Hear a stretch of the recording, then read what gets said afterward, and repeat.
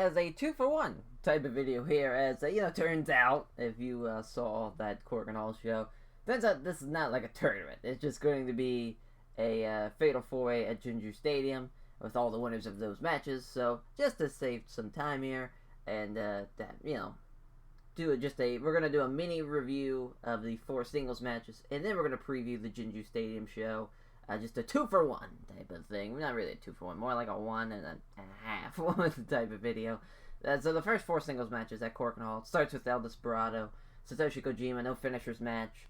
Despi worked the legs with submissions. Kojima had a top rope cozy cutter. Despi kicked out at 2.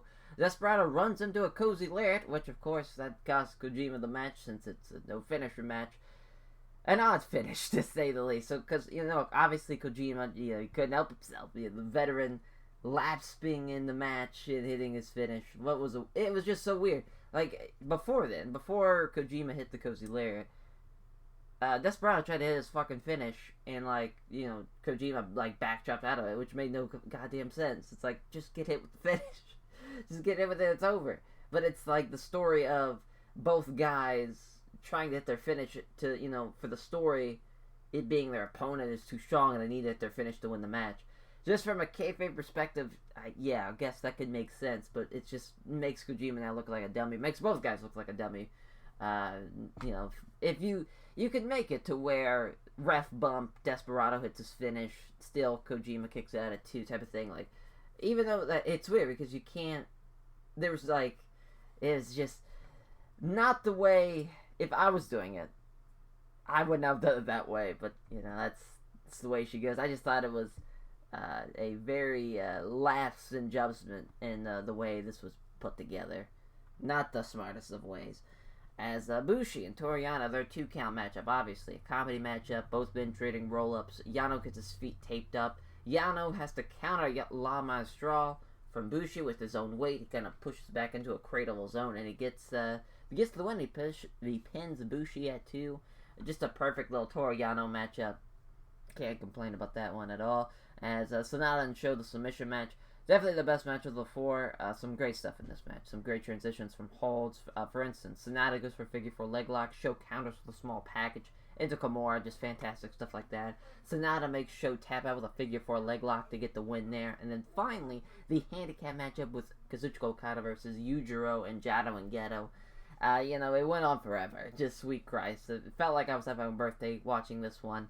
As Geto with a sweet-ass frog splash. That gets a 2 count. Okada with a tope on Hilo to take out Jado and Yujiro on the outside. Geto with a Geto clutch on the inside of the ring. Gets a 2 count. And then Okada gets up. He hits a tombstone. Locks in the modified $1 Million Dream. And Geto taps out. So there we have our 4. It's El Desperado, Toru Yano, Sonata, and Kazuchika Okada. As now on to the Jinju Stadium preview. As for that 4 singles matches, that Cork and Hall show.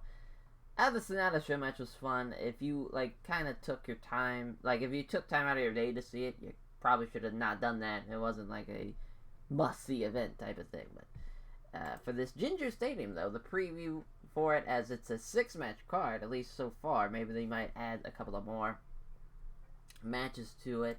As the opener is Master Wado versus Yoshinobu Kanemaru. As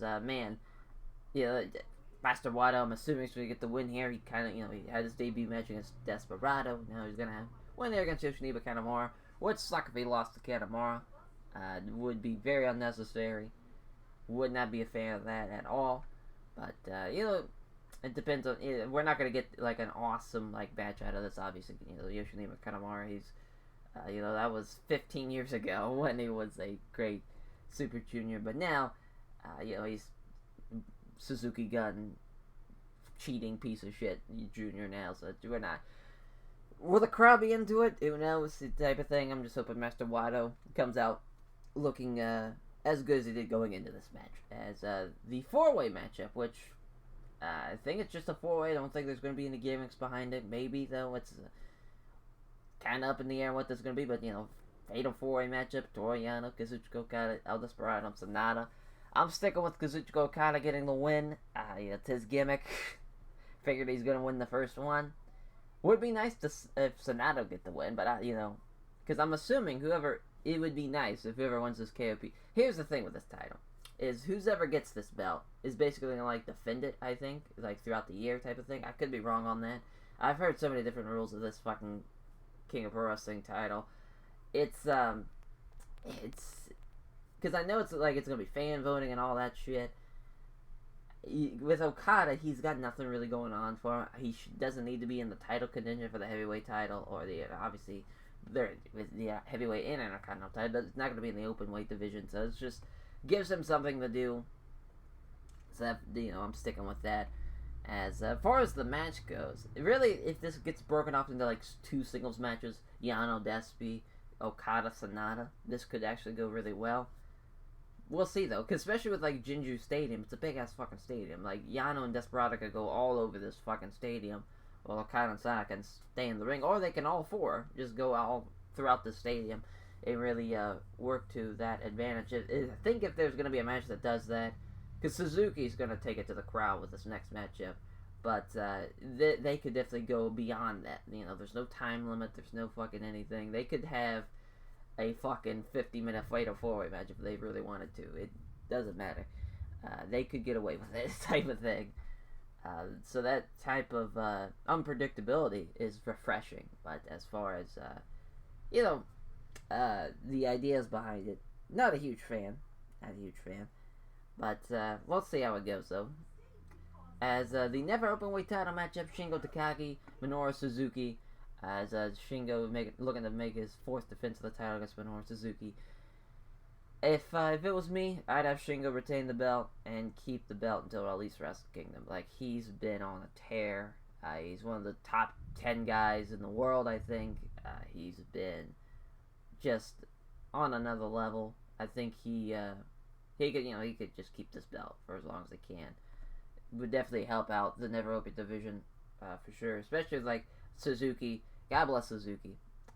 Just him with the never openweight title. It's been done before, kind of recently, and that's if it's gonna be somebody, it should be somebody like Sho, like a new face to beat Shingo, not Minoru Suzuki. That's just me. Well, that match should be fun though. They're gonna beat the shit out of each other. It's gonna be awesome. As the junior heavyweight title matchup in the match, I'm probably looking forward to the most on here. Hiromu Takahashi, Taiji Shimori. If it's anything like the best Super Juniors from 2 years ago, this is going to be the match of the night, and, could be match of the year, since because we haven't had that many matches. But, man, these two, when they wrestle one-on-one, and they give it time, and they give it a big spot, it's magic. Let's see if they can recreate that magic here in Jinju Stadium. It's kind of, depends on what they want to do with Hiromu. If they want to have Ishimori beat him, and that would be the last time Hiromu's in the junior heavyweight division, perfect. If they don't want to do that, and they want to have him keep staying in the junior division and just have him lose to Taiji Shimori, I wouldn't like that at all. So it's either, if they want to do that, it depends on what they want to do. I'm going to stick with Hiromu retaining, because I just got a feeling that it's going to be like Shingo's gonna have belts, Hiromu's gonna have belts, and then fucking Naito's gonna beat Evil, so they're gonna have belts. So it's gonna be back to kind of like LIJ having the majority of the belts. It's kind of what I'm thinking.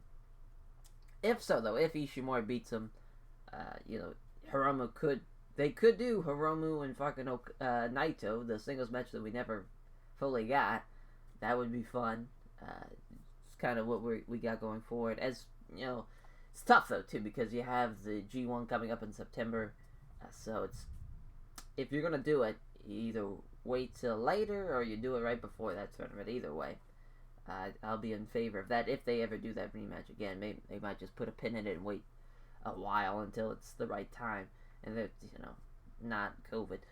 As the next matchup, the tag team title matchup, as it's the rematch for Zack Sabre Jr. and Taichi defending their belts against Ibushi and Tanahashi's. Ibushi and Tanahashi, they definitely should get the win here. Kind of would make no sense for them to get beaten again. They're the better team, or maybe not the better team, but they're the most over team. Zack Sabre Jr. and Taichi have actually turned into a really good team. They just, this New Japan tag division's very limited, especially with the limited roster right now, thanks to COVID. They can't really do a whole lot, but they're doing some fun stuff nonetheless. It's like probably the best Suzuki Gun tandem team that they've had, since Killer Elite Squad, that's for sure. So they got that going for them. But it's we're at the point where it's kind of